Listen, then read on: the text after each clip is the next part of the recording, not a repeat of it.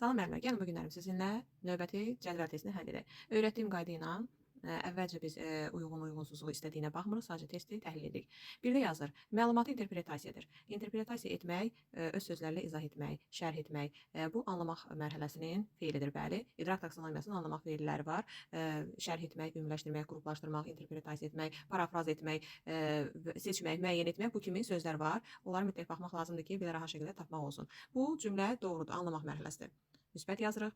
Yoldaşını müdafiə etmək üçün təşəbbüs göstərir, xarakterizə etmə. Xeyr, burada artıq yoldaşını müdafiə etməkdən də təşəbbüs edən emosional taksonomiyanın dəyərləndirmək mərhələsidir. Xarakterizə etmək də belədir. Hər zaman, həmişə, daima, adətən, yəni bu sözlərdən istifadə olunur. Yəni şagird həmişə üstün nəticələr göstərir. Şagird həmişə qrup yoldaşlarını uğura aparır.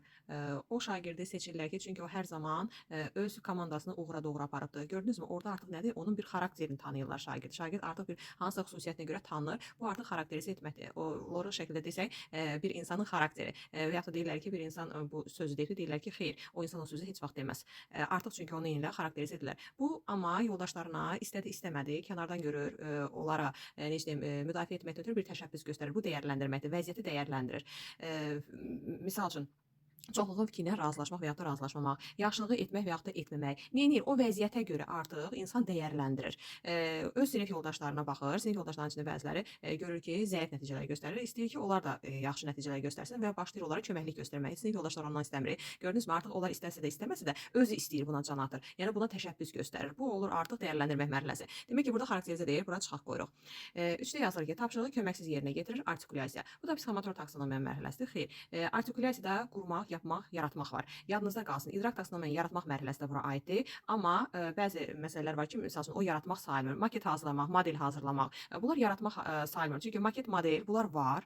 Olan bir şeyin kiçik bir modelini hazırlayır. Olan bir şeyin kiçik bir maketini hazırlayır. Misal üçün hər hansı bir abidəyə baxır, onun maketini hazırlayır. Və ya da şəhidlərimizin maketini hazırlayırlar. Onlar nədir? Yəni var, şəklinə baxırlar və onun bir maketini hazırlayırlar, modelini hazırlayırlar. Burada artıq nə olur? Yaratmaq olmaz da, amma psixomotor taksonomiyada bu artikulyasiyadır. Müəyyən bir şey yaratmaq, idrak taksonomiyasına görə yaratmaq ola bilər, amma orada psixomotor taksonomiyanın soruşsalar artıq artikulyasiya hesab olunacaq. Burada artikulyasiya deyil, burada psixomotor taksonomiyanın dəqiqlik mərhələsidir, çünki müstəqil şəkildə yerinə yetirir. Tapşırığı köməksiz yerinə yetirir, yəni müstəqil şəkildə yerinə yetirir.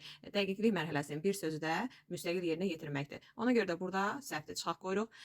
4-də yazır ki, diqqətini oxuduğuna fokuslayır, qəbul etmək. Bəli, oxuduğuna fikrin fokuslayır da, yəni diqqətlə dinləyir ki, onu qəbul edə bilsin. Bu artıq qəbul etmə mərhələsi. Qəbul etmə mərhələsində feilləri hansılar ola bilər? Diqqətlə, hörmətlə dinləmək və yaxud da qeydlər götürmək, periodik olaraq necə deyim, reaksiyalar vermək və yaxud da görürsünüz ki, dinləyəndə deyir ki, bəli, bəli, avtomatik olaraq nəsə bir reaksiyalar verir. Artıq nədir? Qəbul etmə mərhələsindədir. Burada da demək 4-də doğrudur. Ondan sonra baxırıq cədvələ, nə istəyir bizdən?